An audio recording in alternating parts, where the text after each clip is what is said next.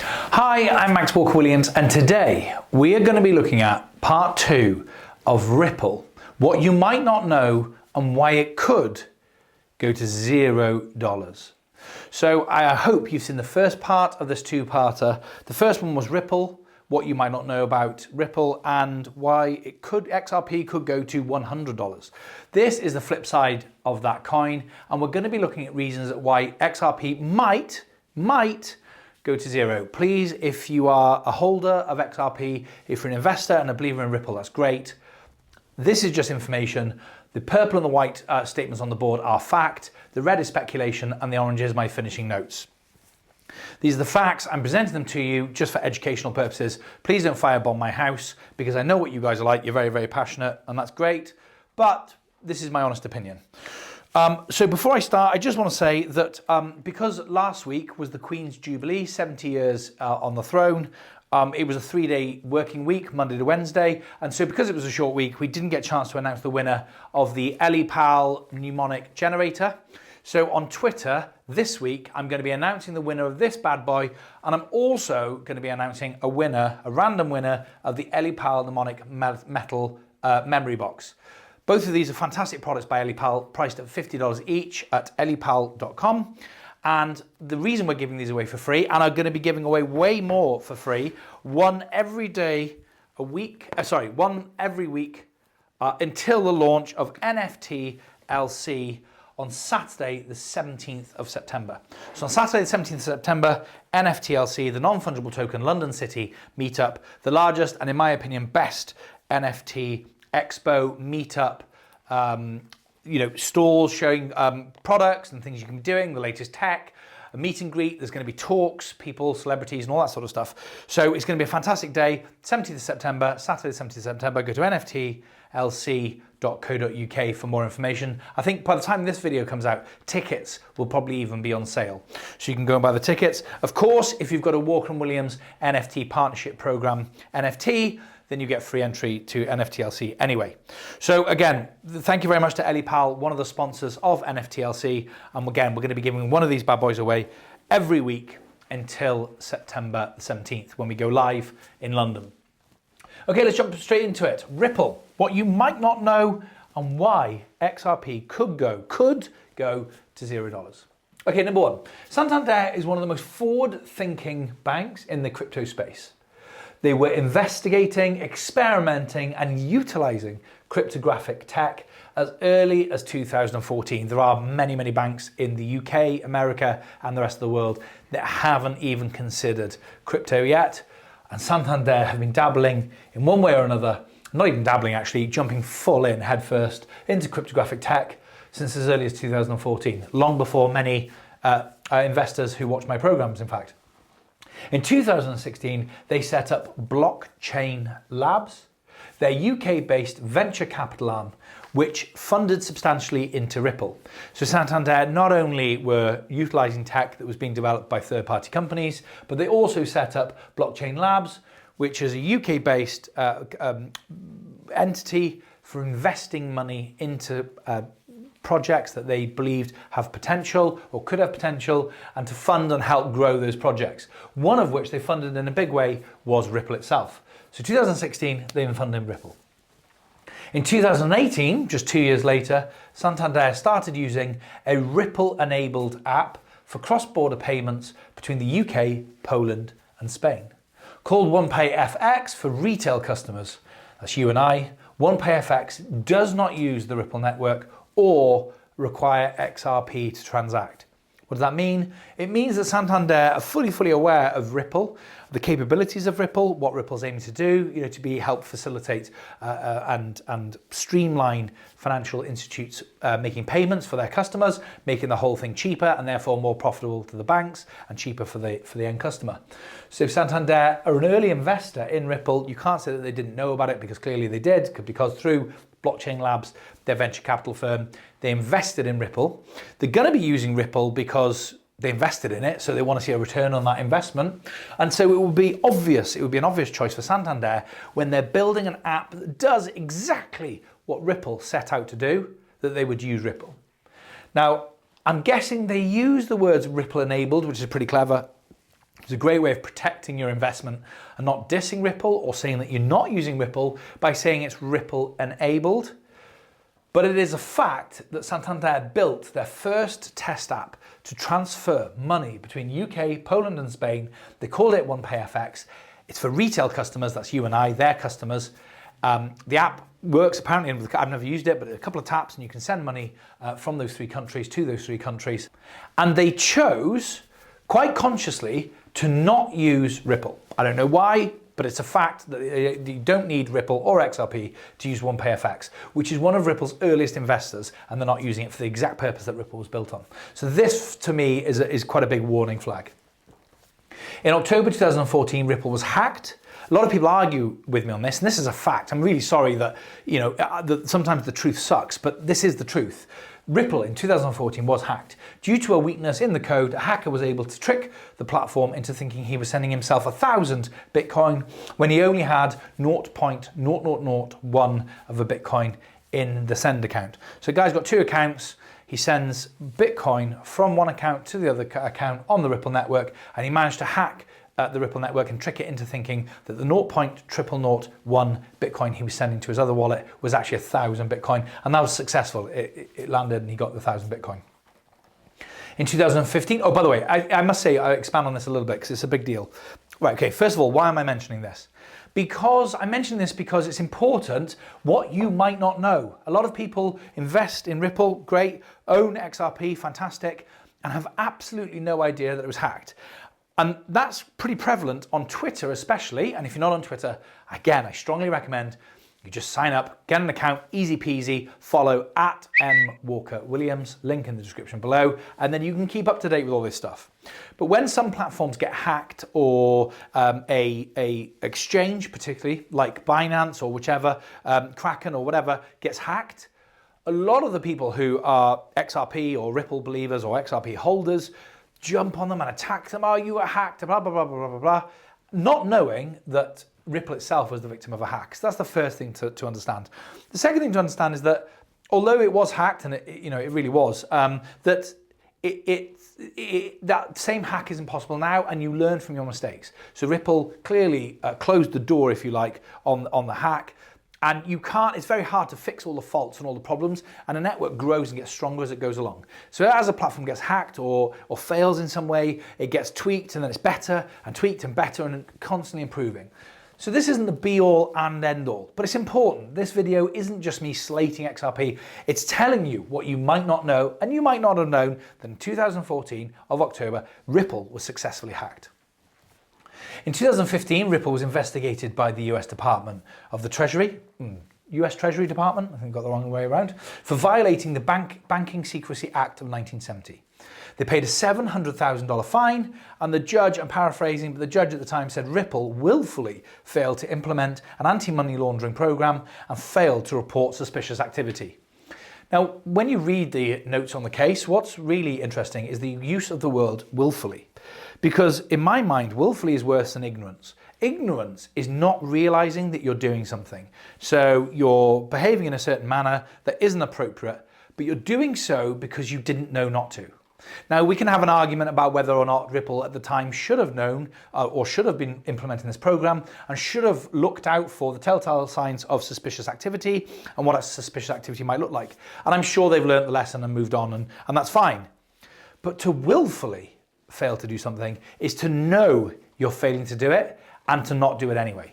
And that's a big difference, because it tends to suggest that you don't care, perhaps, dare I say, because if, for example, you go to a country and you don't know that it isn't socially acceptable to put your feet on the table while people are eating, you could be forgiven for being at a business meeting, there's 12 people at the table, and in your country where you come from, it's perfectly acceptable to take your shoes and socks off and put your feet on the table. Now, if I knew that you didn't know that in this culture, in Western culture, that's a pretty offensive thing to do, then it's embarrassing, and you wouldn't want to embarrass the person, but you say, look, actually, that's not really acceptable, and they apologize, and we move on. But to willfully stick your feet on the table. Knowing that it's offensive is a completely different thing and puts a slightly different edge on it.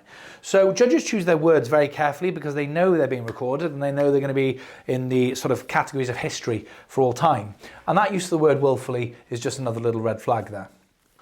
Okay, now let's get into the main body of this, and this one's going to be a bit emotive. And again, I apologise if you just bear with me. And by the way, these aren't my words. This is David Messiers of the Stellar Foundation himself, and it's quite a large bit, this bit in the middle, because one, it's important, and two, it's a direct quote. Ripple is very centralized in that actors on the network generally, nearly always, choose the default list of nodes to transact. Now, basically what that means in plain English is that the way that Ripple works is that you have to have nodes in order to transact on the network, and you can actually choose which nodes you use to help facilitate your transaction. If you watch the first video, and I'll put a link in the description below, I highly recommend you watch that video first. You know, that XRP could go to $100 because I explain in a little bit more detail why Ripple is called Ripple and how it works. Now, what this is basically saying is that you can choose how the courier, if you like, to send your post. And it would be good if a lot of different people chose different couriers, and that keeps it like an open playing field. And there's lots of different people, and it's decentralized because there's a lot of people doing the same job. Now, what David says is that the way Ripple is designed is that people have a default list set automatically as a starters list, and they kind of never change it. So it's always the same nodes doing the transactions, which basically means there's one courier effectively doing the same transactions for people all over, which means it becomes very centralized. You rely heavily on that one courier because that one courier is the one that everyone relies on.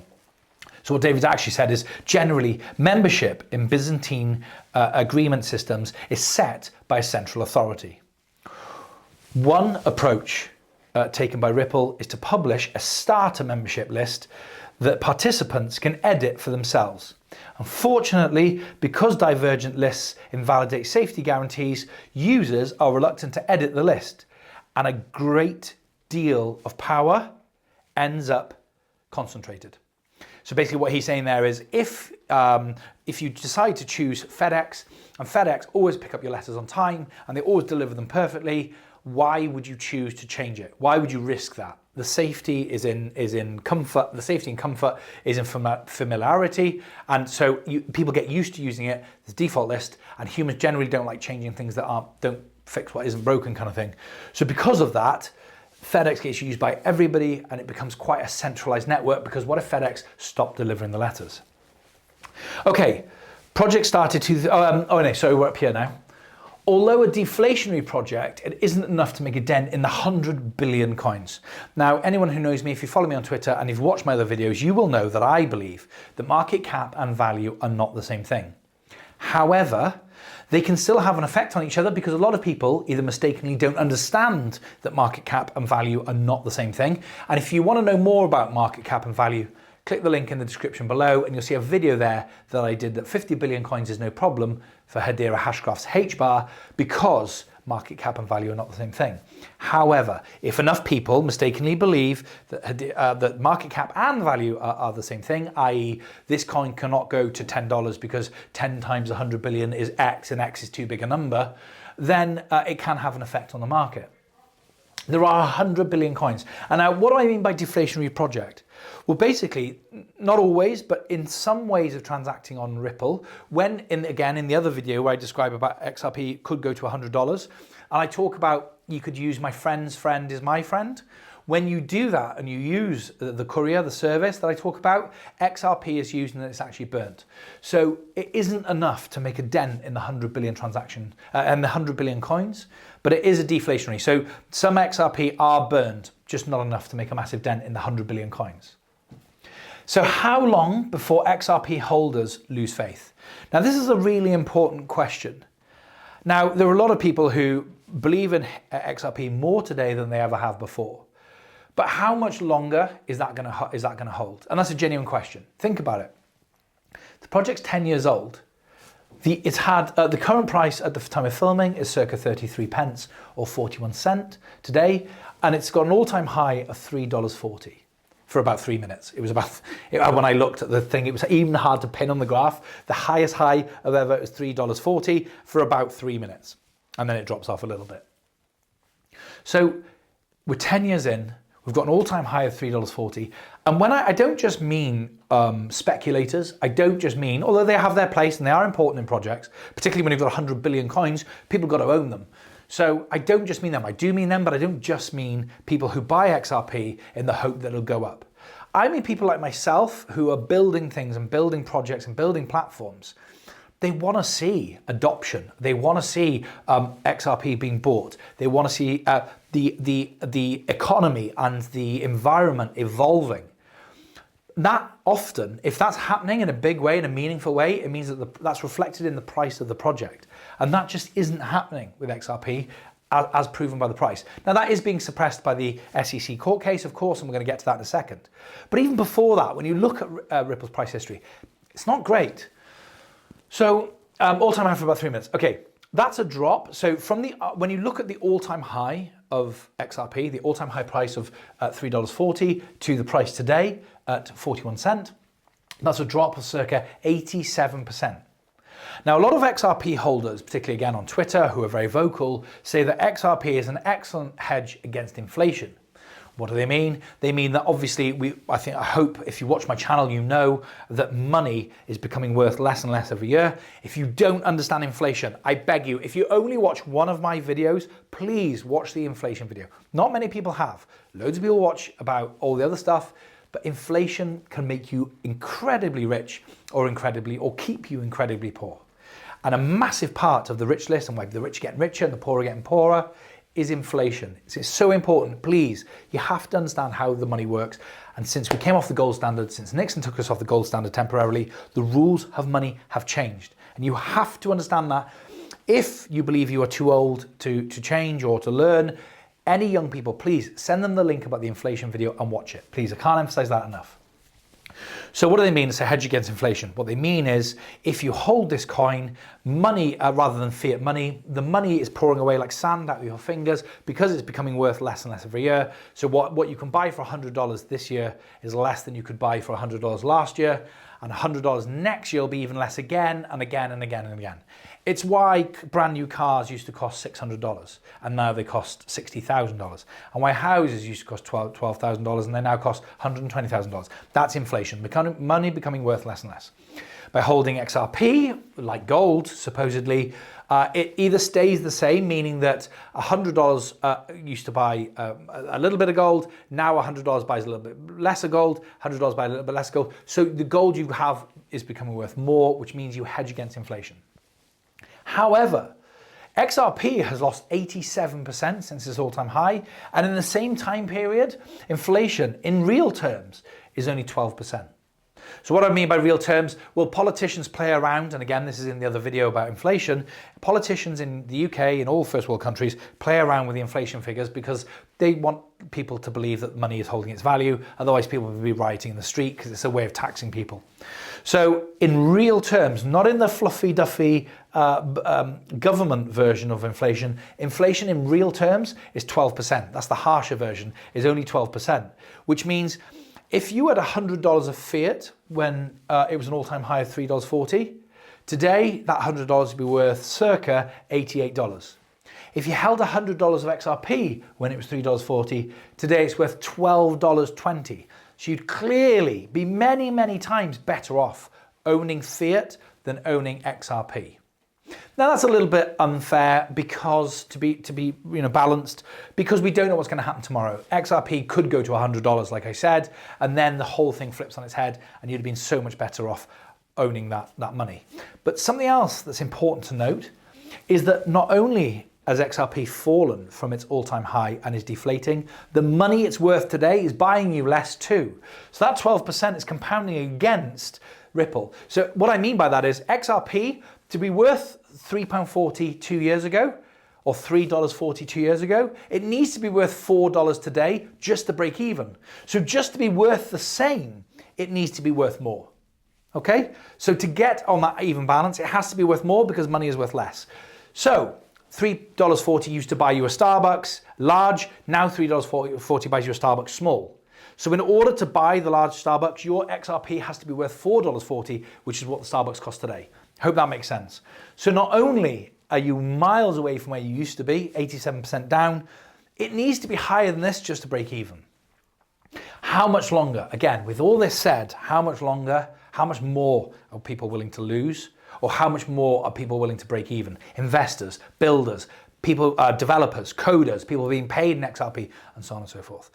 How much longer? If I need XRP to transact on the network, as a bank, am I going to buy $100 million worth at $3.40 and take an 87% loss on my balance sheet just in order to transact? Far cheaper to use SWIFT, because it's costing me more in deflation and deflationary price of the coin. That I have, if I have $100 million, I have an $87 million loss on my balance sheet just in being able to afford the software to facilitate cheaper payments and save a couple of cents. Something to think about. Okay, the red, I put this in red because it is speculative. All this, I mean, this is a little bit speculative too. I mean, the past price action is not speculative, and all of this stuff is fact. It's not my opinion, it's fact. This is speculation. The SEC could win. Don't fall off your chair. Don't start commenting yet. Just bear with me. Think about it. You can't see into the future. I can't see into the future. The SEC could win. And I've got even worse news. A lot of people say to me on Twitter, well, the only way the SEC could win is if they're corrupt, or they are corrupt. It's a sham. The whole thing's a nonsense. They should never have started the case in the first place. But that would make me even more worried. I'd be worried if I was fighting against somebody who's playing fair. But if you're telling me that genuinely, let's forget tinfoil hats and let's forget the crazies. Let's just say, for example, that the SEC, they're right, and that the SEC is not playing fair, that the SEC has a conflict of interest, that the SEC is corrupt, and the SEC is bent and twisted and willing to do anything to win. Well, that's a far more worrying and formidable enemy to fight than one who's playing fair. So either way, it doesn't matter. Either the SEC is fair and they have a real case and that they should be taking XRP to court, and therefore Ripple could lose, because otherwise the SEC wouldn't have brought the case if it wasn't a fair case, or the SEC are a load of crooks and they're corrupt and it's all so on and so forth, and XRP could lose.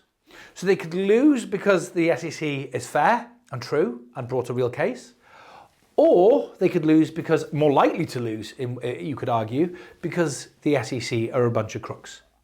Either way, you cannot deny that the SEC could win. Not impossible, and you can't say any different, I can't say any different, because we can't see into the future, unfortunately. Or thankfully, depending on how you look at it.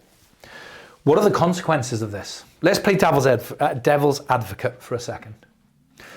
What if you have your life savings in XRP, in Ripple, and you're willing to accept the 87% that's fallen off a cliff, plus the inflation that's compounding that problem, because you think, like in my last video, XRP is going to go to $100.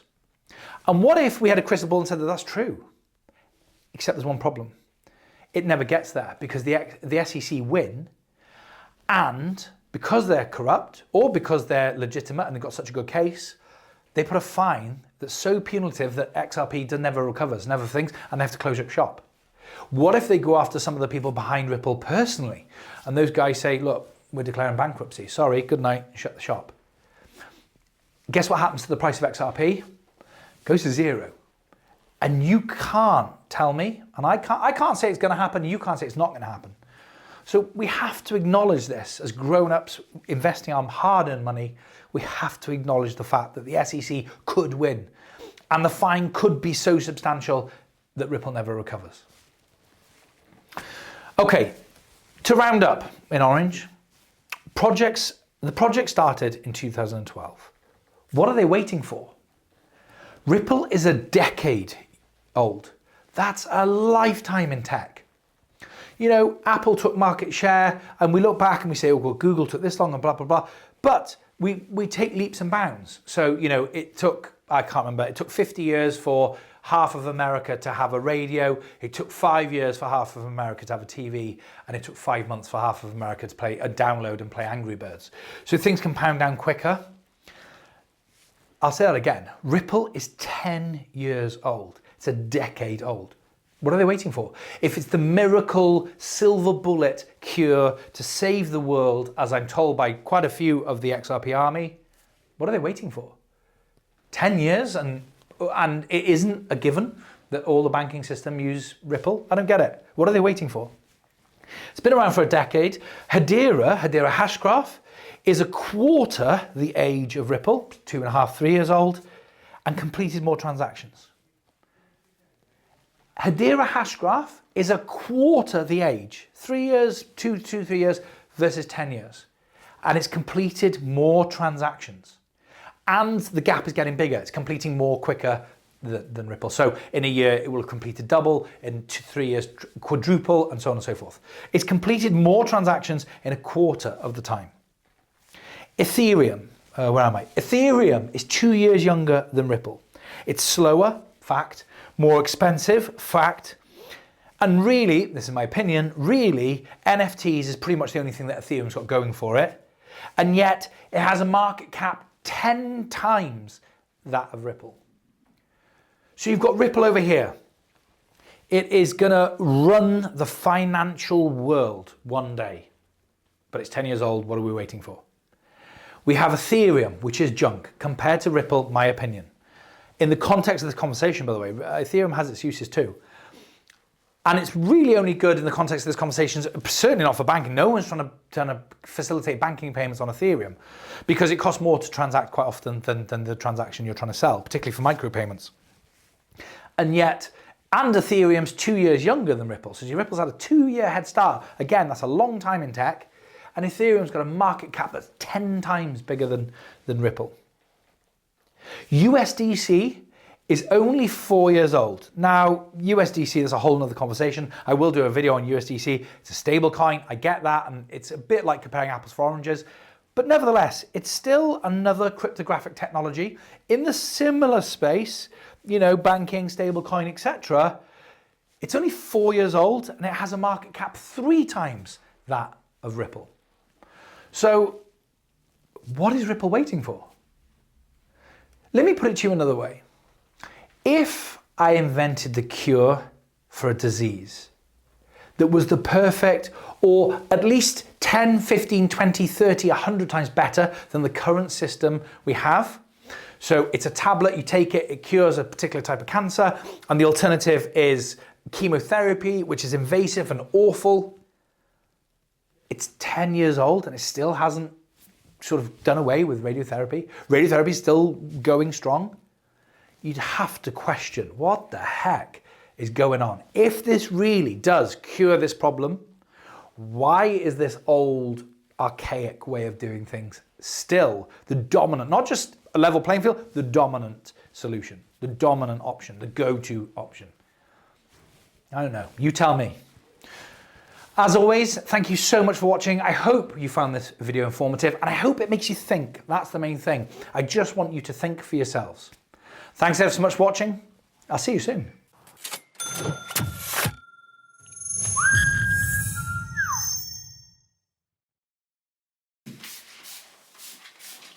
This is actually recording. So let's close this. This is going to be on YouTube's.